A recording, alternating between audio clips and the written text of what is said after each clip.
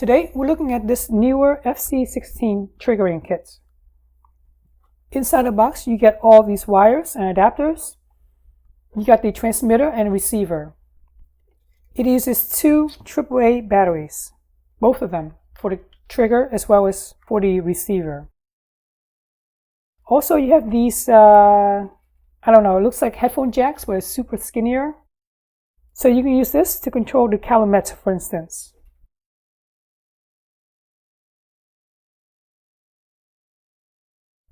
So assuming you have this connected to your strobe, this will connect to your receiver. It's labeled with a tiny R for receiver. And then the transmitter will go onto the hot shoe of your camera. Myself, I'm actually using this as a triggering system. I know Canon has the built-in Wi-Fi trigger and you use that with your app, but I hate using the phone app. So myself, all I do is I plug this end into the remote port.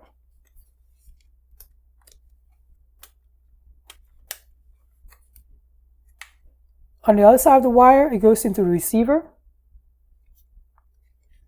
camera. This goes into the camera position. There's a bunch of positions. There's flash, off, and camera. So go to camera. You can mount this any way you want. I mount it on the hot shoe. On the transmitter side, jump to the camera position as well. On the transmitter, there's actually more. There's flash, off, camera, and delay. So I jump mine to camera.